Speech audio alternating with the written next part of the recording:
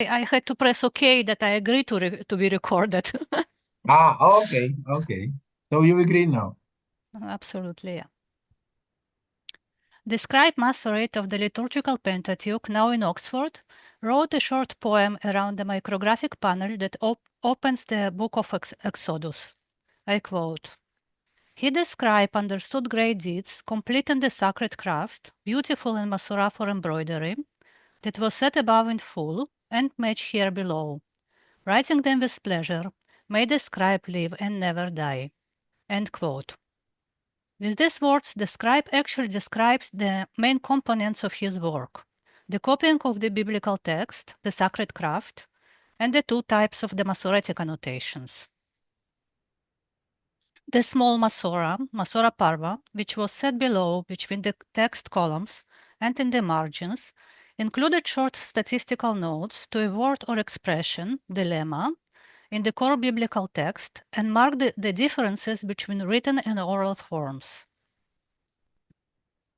The corresponding large Masorah, Masorah Mania, which was set above in full and by extension below in the lower margins, extended the notes of the Masorah Parva by listing the references to all biblical verses that feature the same lemma. Both types of the Masoretic notes, called collectively the Masorah, were originally compiled by Tiberian Masoretes as supplements to the Hebrew Bible, intended to stabilize it and safeguard its correct transmission. As the larger of the two, this was the Masorah Mania that was shaped into micrographic designs in the Bible manuscripts, Masorah for embroidery. By using the allusion to embroidery, the scribe of the Oxford Pentateuch apparently referred to the decorative nature of the micrographic Masorah and its repeatable character. In a manner of embroidery, he repeated the same motifs, mirroring each other to cover the page with decoration.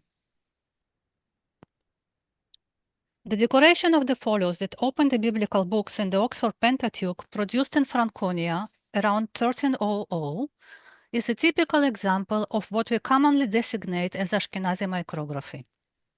While much scholarship is devoted to the meaning hidden in the labyrinths of images and words that make up the Ashkenazi micrography, the temporal and geographical borders of this phenomenon and its specific cultural context remain undefined. The main difficulty in defining regional micrographic traditions is that the surviving manuscripts are rarely dated and almost never localized in their colophons. This complicates the attribution of manuscripts to specific regions, and in some cases the distinction between larger areas of production, Germany and France. In this talk, therefore, I would like to explore the potential of paleographic study for localizing the micrographic traditions and reconstructing the methods of work of those who contributed to their development. I will show that the questions of when, where, and how the Masoretic manuscripts were produced are essential for understanding the peculiarities of the French and German micrography. The custom of shaping the lines of the Masorah to form micrographic decoration goes back to the 9th century extant examples of Masoretic codices from the Near East and flourished in the following centuries in all areas of Jewish settlement. We do not know for certain when this custom was adopted in Europe, but it was apparently well known as early as the end of the 12th century. In the earliest surviving examples from medieval Germany and France, it was not rare for a single scribe to produce Masoretic manuscripts entirely by himself, copying the biblical text, vocalizing and accentuating it, and adding the Masorah. However, as a result of the increasing professionalization of the process of book production during the second half of the 13th century, the scribes and the Masoretes began to share the workload according to their skills and training. As follows from the colophons in the German and French Masoretic codices and paleographic findings, the scribes who copied the consonantal text did not usually write the Masorah. The Masorah was written by other professionals, the Masoretes, who also often vocalized and accentuated the main text, proofread it, and corrected scribal errors. The Masoretes were thus responsible for the final touches, thereby bringing the manuscript into line with the Masoretic tradition. As the work of the Masorete required proficiency in the vowel system and its rules, accents, and grammar, in medieval Hebrew sources, the Masoretes bore the appellation Nagdanim. The term Nagdan in its narrow sense meant grammarian, but it was usually applied to the individuals dealing in general with the Masoretic tradition.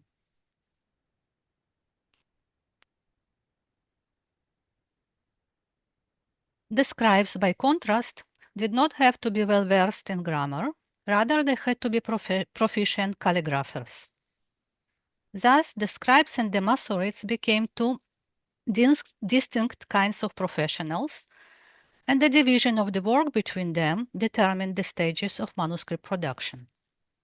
First, the scribe completed the copying of the main text, and then he, or the manuscript's patron, delivered the quires to the Masorete.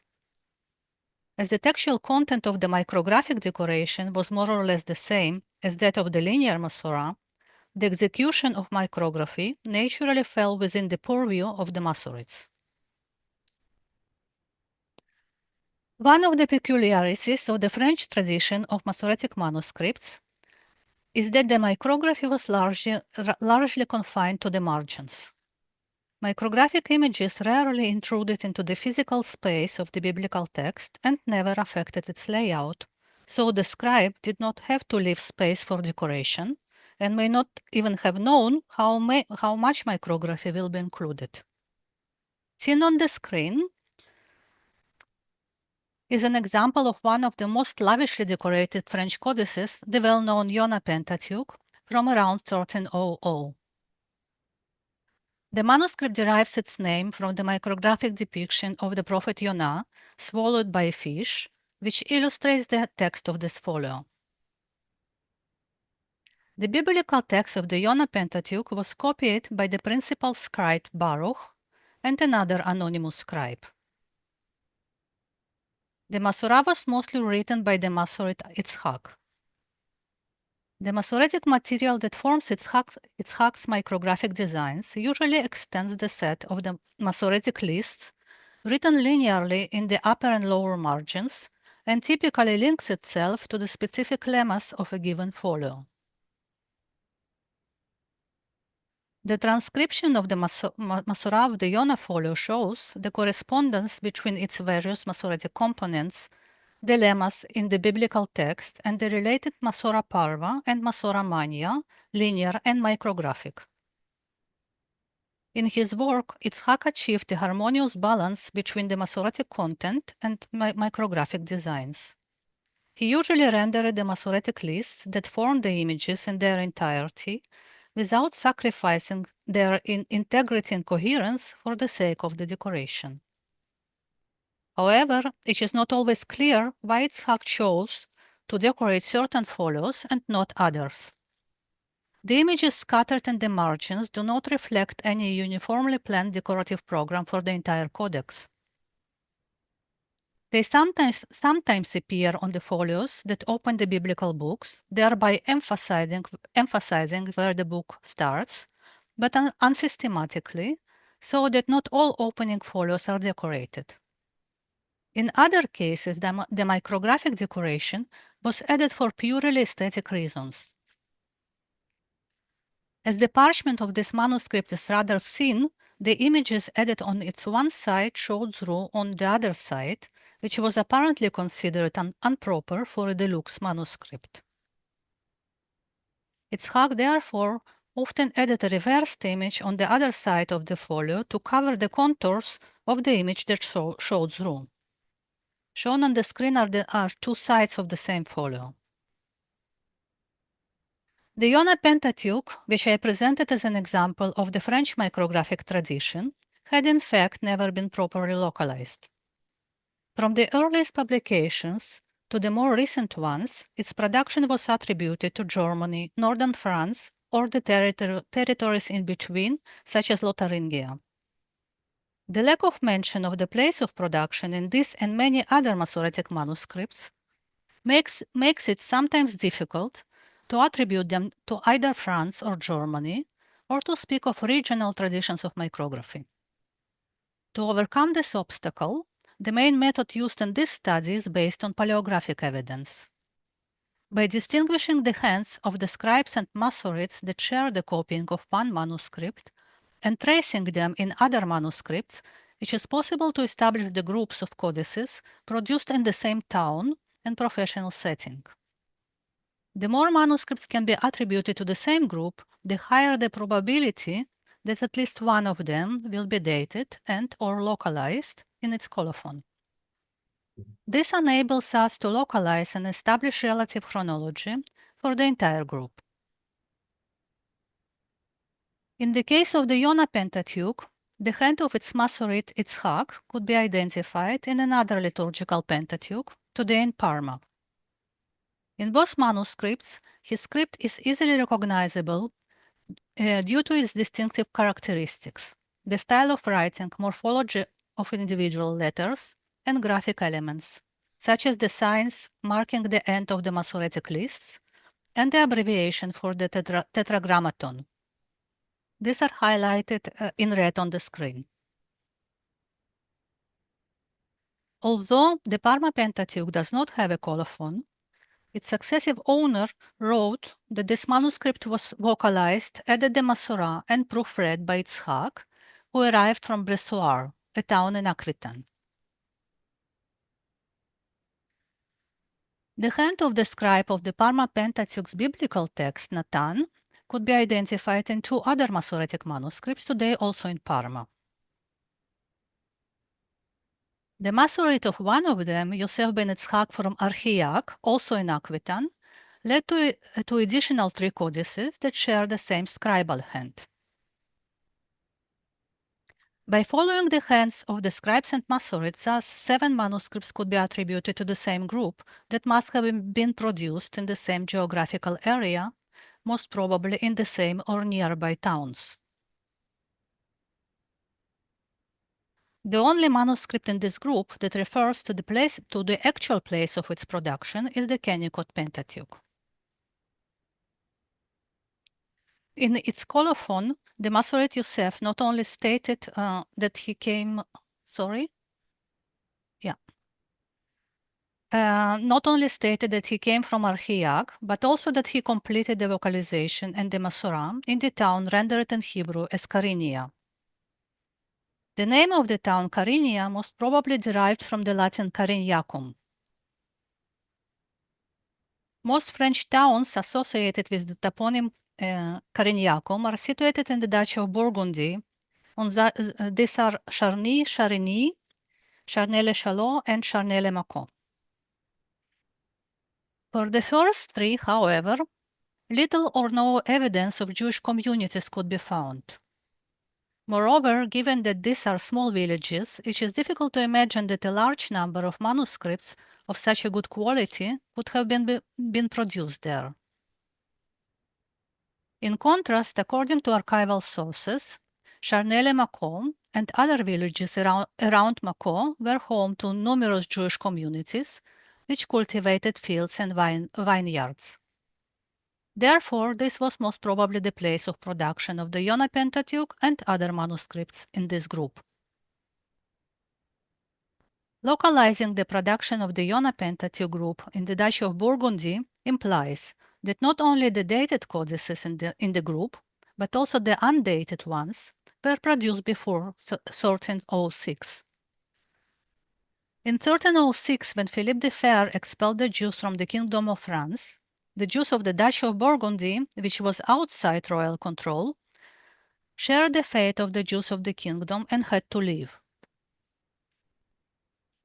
The group of manuscripts thus formed shows that codices produced in the same geographical area could vary in terms of their textual type, layout, and decoration.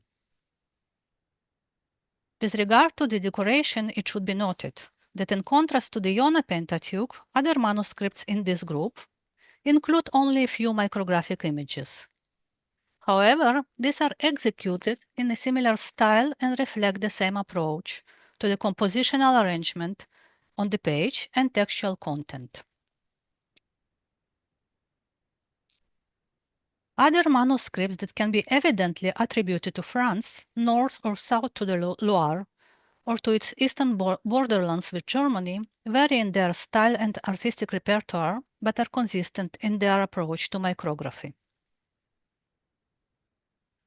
The main features of the French micrographic tradition, thus, are the images and ornaments that appear almost exclusively in the margins. The images may sometimes illustrate the biblical text, but in many cases they just randomly extend or replace the linear Masorah mania with decoration, which provided the Masoretes an opportunity to include additional Masoretic material. As we move from France to the German lands, a discernible shift in the Masoretic practices becomes apparent. In contrast to the French tradition, micrography in the German manuscripts was not scattered along the margins, but, from the second half of the 13th century onwards, began to occupy a prominent position within the text space, at times covering entire pages. Its place in the manuscript was subordinated to a clearly defined decorative program, carefully planned at the stage of copying the biblical text. Large-scale micrographic panels appear as a rule at the beginning and sometimes end of the biblical books, thereby dividing the Bible into textual sections. Echoing the initial word panels, micrographic banners were placed in some manuscripts also in the upper and lower margins. The decoration of the opening and final pages of the biblical books made the structure of the text easily recognizable and helped the potential reader to navigate through the manuscript. This function was otherwise fulfilled by painted panels, which were replaced by micrographic ones in the Masoretic manuscripts of this kind.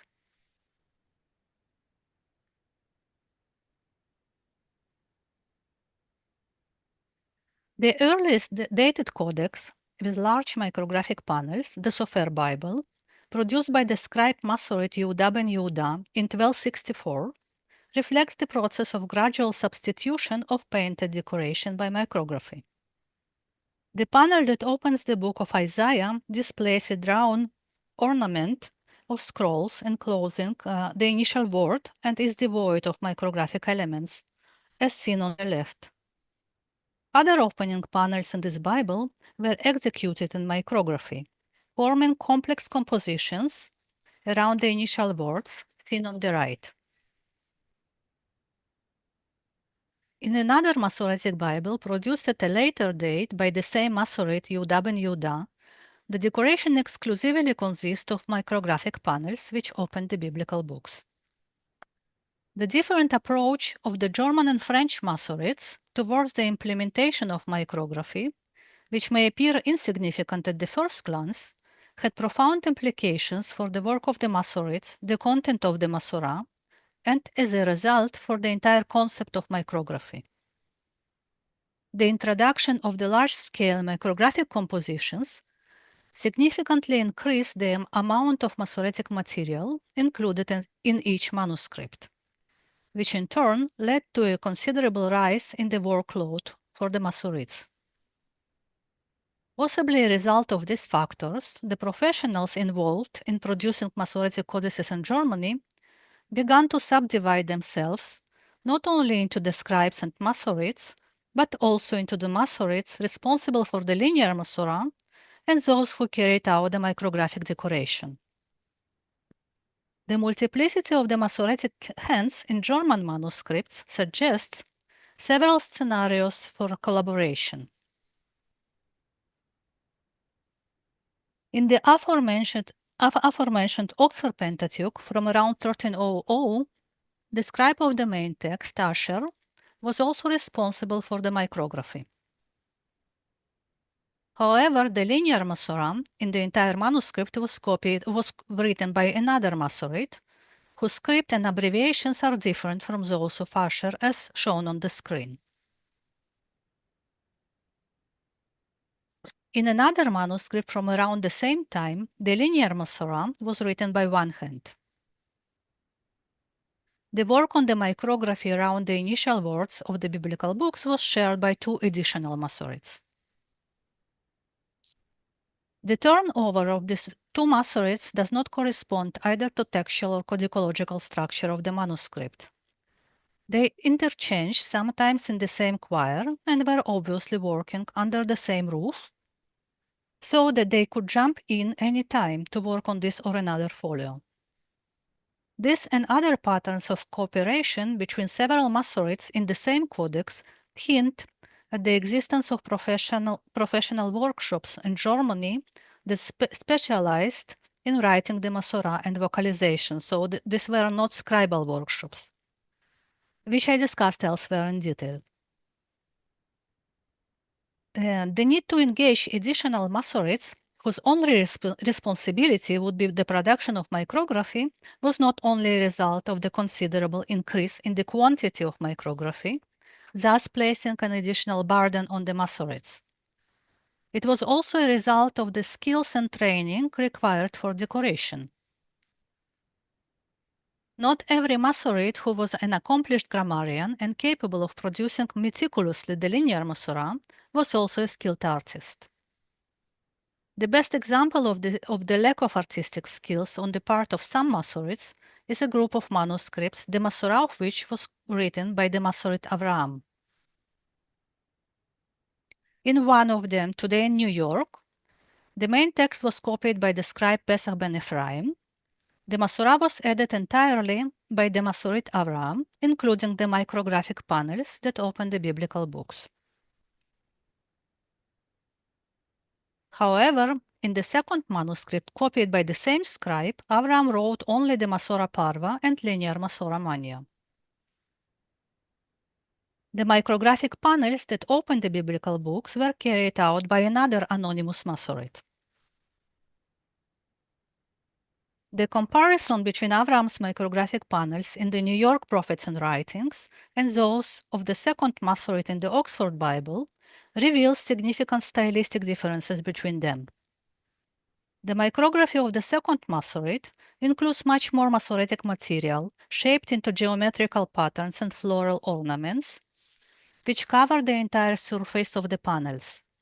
The components of the decoration are consistently distributed within the panel and are proportionally balanced in terms of their size and the spaces between them. In contrast, Avraham's compositions are less detailed as they were created using fewer lines. The various vegetal and animal motifs are large, so he could avoid too many bent, twisted, and interlaced forms, which would have been more difficult to fill with the Masoretic content. Overall, the compositions of the second Masorete are more elegant and refined, and are therefore remarkably different from Avraham's crude designs. For unknown reasons, however, the Masorete who was responsible for the micrography in the Oxford Bible did not finish the work and left some of the panels incomplete, thus revealing the stages and methods of the manuscript's production.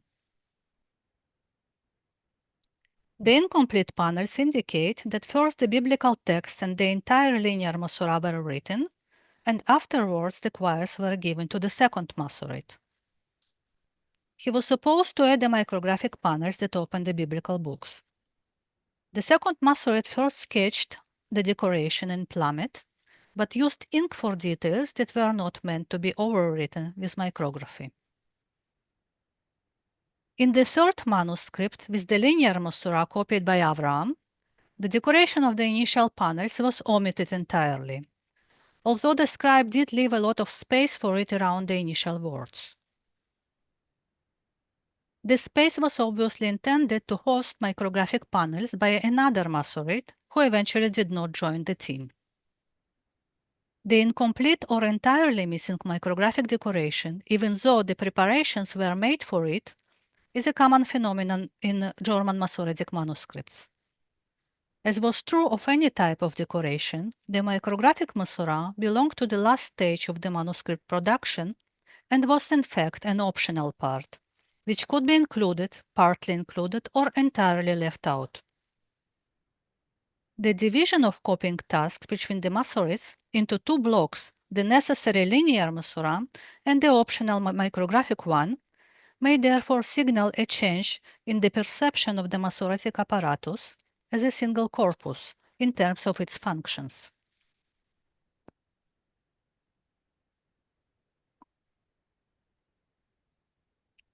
To understand the functions of the micrographic block, let us take a closer look at the texts that form the decoration.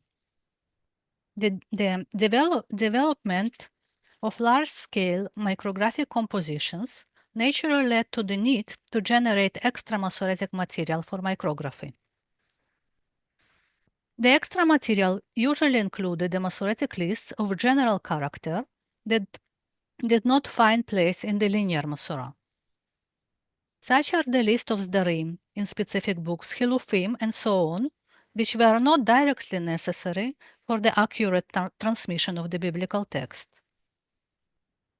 Alternatively, the Masoretes often use a cumulative list of the Ochla ve'Ochla type, named after the first words of the two surviving Ochla compilations in Halle and Paris. Ochla lists were not necessarily part of the ordinary Masoretic corpus, but constituted a collection of expert knowledge. Rather than listing the occurrences of the same biblical lemma as it appears in the ordinary enumerative Masoretic lists, Ochla lists presented various lemmas that relate to a specific grammatical or lexical phenomenon in the same list. Many Ochla lists are extremely long, so they provided the Masoretes with an excellent source of material to cover large surfaces of parchment with meaningful content. Among the many examples of the use of Ochla lists in the micrographic compositions is the Bible, today in the Rubinati collection in the Vatican. Its Masorete, Yitzhak ben Shimon HaLevi, who was mainly responsible for micrography, lavishly decorated the folios at the beginning and end of the biblical books. The Masoretic material that makes up the decoration at the end of the books is often partial Ochla lists. For example, a randomly selected segment of an Ochla list, which deals with the words that begin with the letters Vav and Mem, forms the micrographic decoration at the end of root, transcribed in dark blue on the screen. The Ochla list appears without any header that would introduce the phenomenon it presents and is not related to the biblical text of this folio. The order of its verses is corrupted, skipping some verses and adding them later in an arbitrary manner. Moreover, in the corners of the micrographic panel and its central rosette, Yitzhak interpolated several verses from three other Ochla lists, transcribed in yellow, red, and light blue. By integrating different Ochla lists in the corners of the panel and its center, Yitzhak made them serve the compositional structure of the panel rather than its textual content. It was then not the philological accomplishment of the Ochla material that Yitzhak brought to the fore in his micrography. It was the interplay between the form and content, which would have gone unnoticed had one not read and identified the different lexical phenomena presented in these Ochla lists. Unlike the folios at the end of the biblical books that were filled out with the list of general or cumulative character, the folios that open the books include, as a rule, the list of regular enumerative Masorah. Shown on the screen, each Masoretic list is transcribed in a different color. The remarkable peculiarity of the opening folios is that Yitzhak rarely introduced new material. Instead, he usually repeated the Masoretic lists that had been already written linearly on this and the following folios by the Masorete of the linear Masorah, Chaim ben Shnior. The repeated lists are often corrupted and incomplete. such as the list of 4 occurrences of the words Divrei Yirmiyahu in the beginning of verses, that's transcribed in orange. While the list is provided in full by Chaim Ben Shnior in the upper margin, Itzhak integrated only the beginning of this list in his micrographic panel.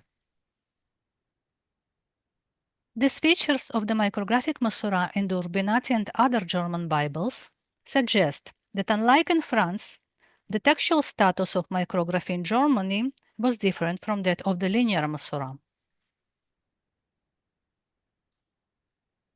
In France, the linear and micrographic Masorah were integral to each other, having been produced concurrently and by the same Masorit. But in Germany, the two forms of the Masorah started to part ways with the development of the large-scale micrography. The linear Masorah in the German manuscripts remain coherent and related to the textual context of a given folio, thus continuing to safeguard the accuracy of the Bible transmission. However, in the large-scale micrographic compositions, the philological accomplishment of the Masorah's content and its synchronization with the core biblical text became secondary. The Masoretes often chose to sacrifice the completeness and integrity of the Masoretic lists for the sake of the artistic design. The deteriorating philological quality of the micrographic Masorah implies that it gradually lost its status as a corrective apparatus. Instead, it became a platform for the decoration that acted in a playful manner of puzzle, inviting the reader to decipher micrography. The challenges that the reading of the interlaced and twisted lines of the Masorah posed suggested an advanced level of its study in which both text and image were integral to the process. This phenomenon that I have just described as a German tradition of micrography was in fact not pan-German, rather it was limited to a certain region of medieval Germany and certain period. All in all, most manuscripts that reflect the specific tradition fall into 5 distinct groups, which I named after the first codex in the group. The manuscripts in each group share the same hands of the Masoretes and were therefore evidently produced in the same town. The JCS group, which is the previously discussed group of the Masoret Avraham, the Laud group, including 4 manuscripts in the production of which the same Masoret was involved, the Urbinati group, including 5 manuscripts which share the hands of the same 3 Masorets, and the Reuchlin group of 2 manuscripts with the Masorah copied by the same 2 Masorets. The 5th group, Sofer group, was produced by different scribes and Masorets but can be defined as a group on the basis of the great similarity of its micrographic panels, as was suggested by Rachel Fronda. The colophons in some of these codices indicate that, with the exception of the Sofer Bible, which is the earliest, all other manuscripts were produced around 1300. As to the places of production, only one group of manuscripts could be localized with a greater precision, the Laud group. The manuscripts in this group share the hands of the Masoret Shnior ben Moshe, who sometimes worked with other Masorets and always with different scribes. One of the scribes, Simcha of the Laud Pentateuch, was identified by Malachi Beitari as Simcha ben Yehuda, the scribe of the well-known Worms Machzor. Studies on the Worms Machzor have shown that although the manuscript was later used by the Jewish community of Worms, it was originally produced in Würzburg, since its oldest marginal annotations refer to the Rite of Würzburg. The Masoret Shnior ben Moshe, who worked with the scribe Simcha ben Yehuda, must also have lived in the same city and wrote there the Masorah in these 4 codices. While the place of production of other manuscripts in the groups remains undetermined, The similarities in their approach to micrography indicate that they were likely produced in the same larger region, namely in Franconia. The Masoretes of these groups share not only the methods of work and collaboration, but also the visual language and repertoire of images. Their micrography was typically arranged into rectangular panels divided into squares and medallions, which are formed by a double line of the Masorah. They are inhabited by animals and fantastic creatures, which are often symmetrically repeated on the right and left sides of the panel, mirroring each other like an embroidery. The space around the figures is filled with dots and tiny flowers, reflecting a kind of horror vacuum. Despite the differences in the individual style of drawing of each Masorete, the micrographic panels across these 5 groups reveal, thus, a common artistic approach, which enables us to attribute them to Franconia. Remarkably, the practice of embroidery-like micrography did not disseminate to other regions of medieval Germany. There is no evidence of this practice in Saxony, Swabia, or other areas, and it seems to be entirely Franconian phenomenon. To better understand this phenomenon, it is important to consider the manuscripts that reflect the specific micrographic tradition in all their aspects, which I will do in the remaining time. The development of the large-scale micrography went hand in hand with a change in the format of Masoretic manuscripts. Unlike earlier codices, which ranged from large to small pocket volumes, many of these Franconian manuscripts are giant, even after the trimming of their margins. Shown on the screen are 15 largest Masoretic codices that have come down to us. Most of them are complete Bibles produced in Germany around 1300. Marked in the light red color are the manuscripts that belong to the previously discussed 5 micrographic groups, which constitute the vast majority of the giant volumes. It is therefore apparent that the monumental size of the manuscripts, good quality parchment, calligraphic script, and abundant micrographic decoration were parts of the same production concept and trend. This trend reached its peak in Franconia in the last decade of the 13th century. What kinds of social changes, cultural innovations, or historical events could have led to the emergence of the large micrographic Bibles, specifically in Franconia at this time, is a question that remains unanswered for now. Heavy persecutions against the Jews in the following years, in particular the Rheinfleisch massacres in Franconia and neighboring regions of 1298, clearly affected the economic stability of the Jewish communities. Possibly for these reasons, the micrographic tradition of the Franconian manuscripts was interrupted. The offshoots of this tradition that can be found in a later period do not represent a full-fledged micrographic practice. For example, the micrography appears to be fragmented in the Bible of 1343, produced in Franconia or Thuringia. The decoration consists of isolated motifs that are not integrated into a common composition. This case suggests and others confirm that the micrography lost its central place in the Masoretic manuscripts. I would like to conclude with a well-known quotation from the early 13th century Ashkenazi pietist work, Sefer Hasidim, which is the only verbal source that directly addresses the practice of micrography. I quote, "Whoever hires a scribe to write the Masorah..." Sorry? Whoever hires a scribe to write the Masorah to the 24 books should make a condition with the scribe that he does not make the Masorah with images of birds and beasts or the like, or any other illustrations, because the ancients were knowledgeable in the Masorah and therefore they could write it in figures in the books, but nowadays, if one makes illustrations out of the Masorah, how will he be able to read them? End quote.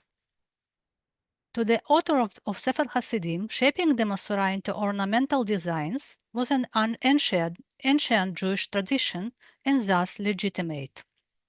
However, he doubted the ability of the Ashkenazi reader to deal with the interlaced and twisted lines of the Masoretic notes, contrasting the level of Ashkenazi biblical education of his time with that of ancients. French and German Masoretes were well aware of the problem of legibility of the micrographic Masorah, but they insisted to preserve this distinct Jewish tradition in the biblical manuscripts they produced. In fact, it was not the problem of legibility that preoccupied them, but the relationship between the Masoretic content and the image it created.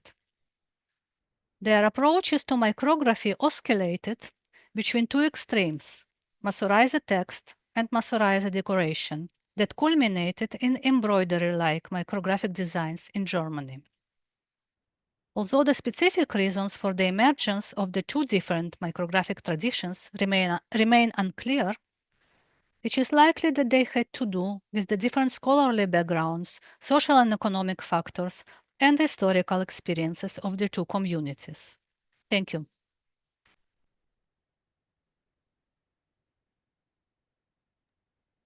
Ilona, thank you very much for an illuminating lecture.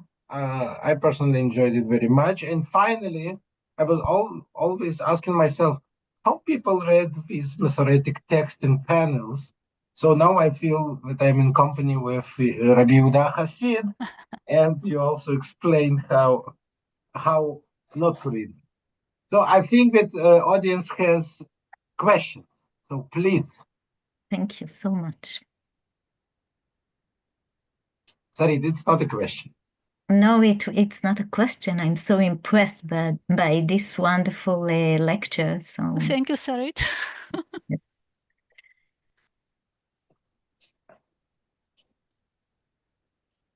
Ilona, do you think that also the French variant that you have shown at the beginning of your lecture was limited to a very specific region?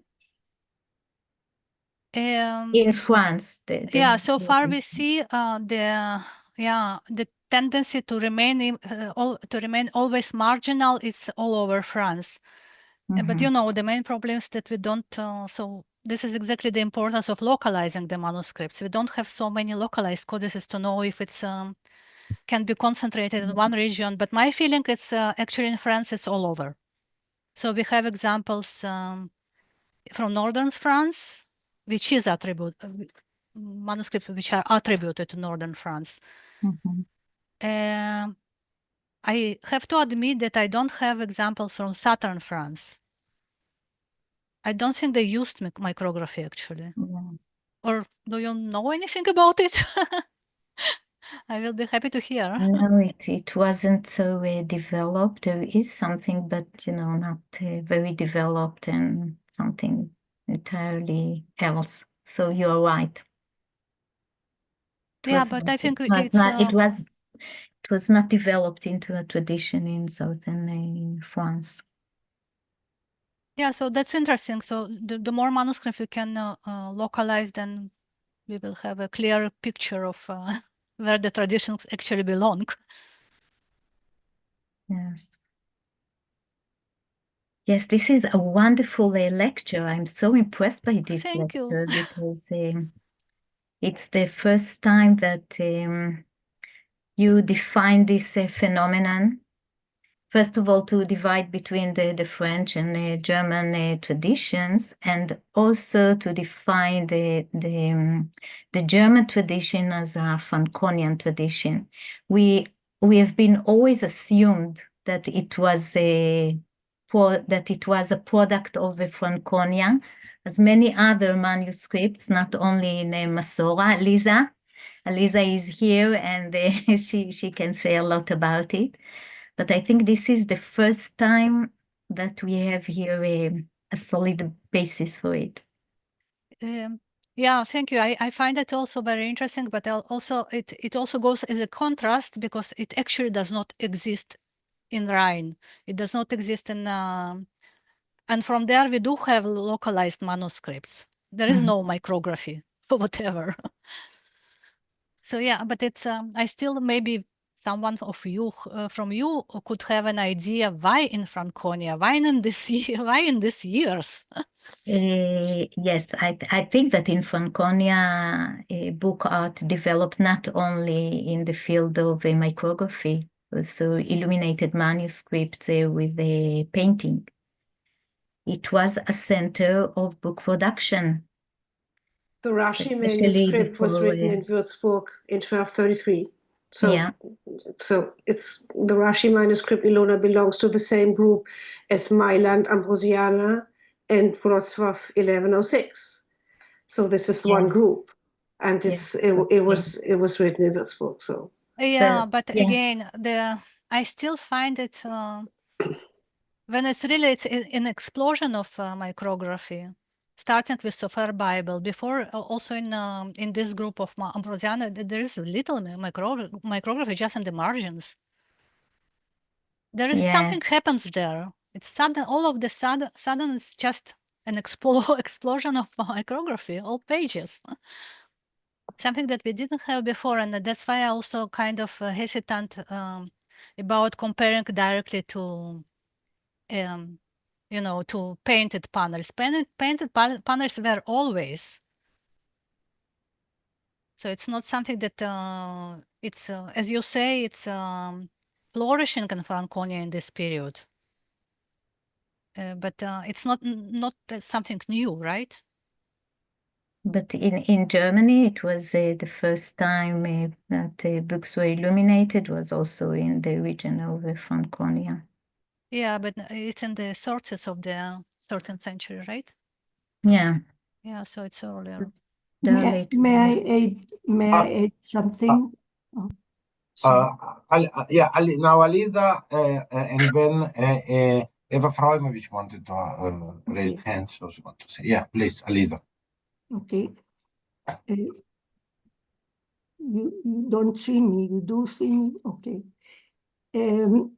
Franconia was a very important center of Jews. There were a lot of communities, many Jewish communities there. And Professor Narkiss and later I did, we established that many manuscripts which we called, which we had scribal art there. We called them scribal art because we saw that the scribe was drawing the illustrations, and not in very good, in a very good way, but that doesn't mean that it's not a scribe. There are other ways to know that it is the scribe. So that Franconia was a very important center, I would say, for Jewish manuscripts, and I'm glad to see that really many of the manuscripts that you have shown have verified what we thought before. Now, I think it's a wonderful lecture, and I think that the division between the division between France and Germany is excellent, and really a new way of looking at things, which it was there in front of our eyes, but we didn't understand it until you came. And that's, I congratulate you for that. Thank you. Really fantastic. You are one of my best pupils, I must say, and I'm very, very proud of you. Now, Aliza, you know that without you wouldn't be I, right? Me.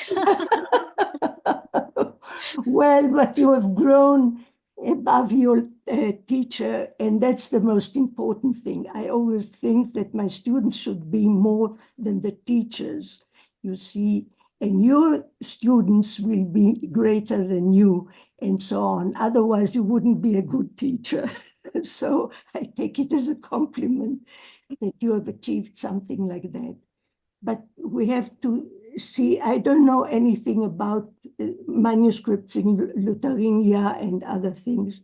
I only know that when I was in Munich and we were working on the manuscripts of Munich, there was a man there who gave us the books, who was a German who gave us the books.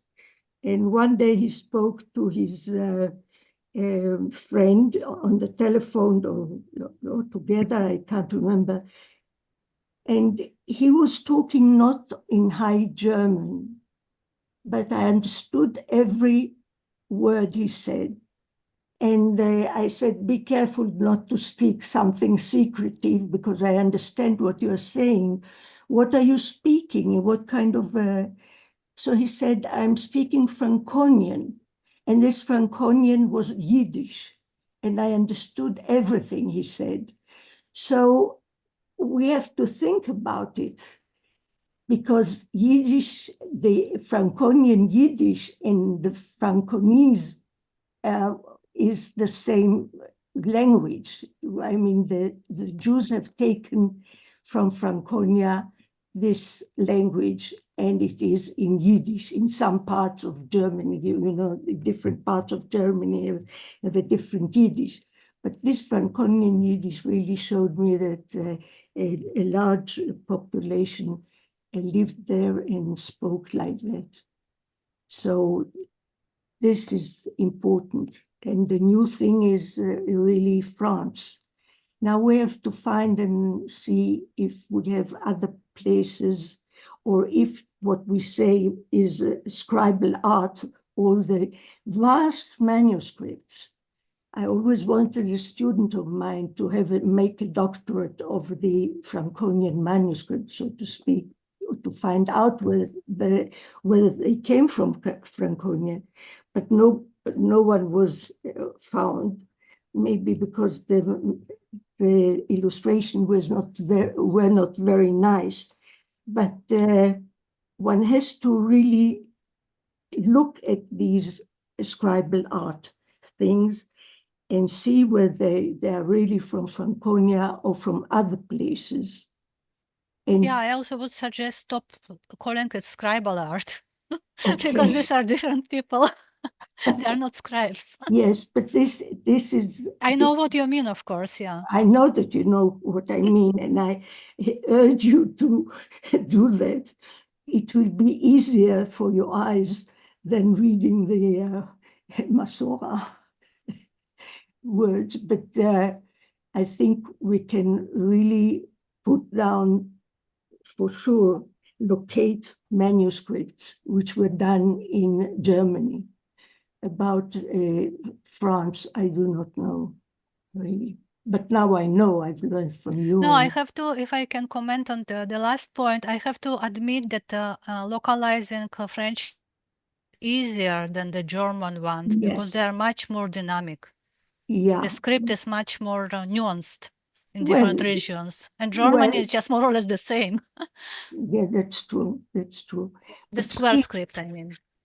Yeah, I understand. Well, but one has to do that, you see. Maybe we'll find that everything was done in Franconia. Who knows? Well, thank you very much. Thank you, Ilona. Alida, thank you. Alida, thank you very much. Now, Eva Froimovich wanted to ask a question or to make a comment, please. Well, first, a big thank you. And, you know, I'm just I'm speechless. I mean, Ilona, I just don't know what to say. You know, you have the patience of a detective. I mean, I think you are the Sherlock Holmes of... Yeah, I'm an wrong profession, obviously. Sherlock Holmes of Hebrew paleography. Unbelievable. My question is not entirely serious. I wanted to ask you, how seriously are you taking the discourse about embroidery? Oh, no, not seriously. It's more an allusion. not, I don't take it seriously. I use it as he used as an allusion to put it in nice language. I did the same, more or less. Of course not. I'm not going to compare directly Masorah with my embroidery. Why not? Like 1 to 1 to 1. It's reminded him, I guess. Okay. I don't see why not, but all right. No, you can go in this direction, but no, I mean, it's not the question of medium. It's the question, of course. I mean, carpet page would do the same, more or less, not necessarily embroidery, right? Thank you. But I find it's just a nice way to express the way it looks. Yeah, thank you, Eva. Any more comments, questions, praises for Ilona? If somebody, yeah, Alexandra, yes, please. Just unmute yourself. Yeah, I tried. Thank you very much, Ilona. Wonderful lecture. I just wanted to ask about this idea of German and French. If we see that actually all the German stuff came from Franconia, how do we know that the rest are from France? Is it on paleographic grounds? Just from paleography, yeah? It's Codicology, yeah. The entire set of. They cannot be from any other area of Germany. Yeah? It's not. No. You're just. I see. No, I have to add one more aspect that I am recently. Actually, Sarit, we will see each other in 2 weeks. I'm going to present it in Heidelberg. The liturgical rites are different between France and Germany. This is something that never was discussed. Afterot are different. They are not Ashkenazi Afterot, they are French Afterot, and also there is problem with parashot there. And these are the signs that on the top of paleographic and codicological. Yeah, that's what I think. So actually, it's very easy. Yeah. All these things like paleography, codicology, and the liturgical rite, all of them just are French thought. Yeah, right? I mean to put a like kind of division between what is I call it Ashkenaz, not Germany. Volodya asked me to change it to Germany, not to confuse people. But Ashkenaz and France, it's easy. The problem starts naturally when we want to see the regions within France and the regions within Germany. And for that, it's of course needs much more time and work and years. Yeah. Let's see. Thank you very much. Thank you. Any more comments, questions?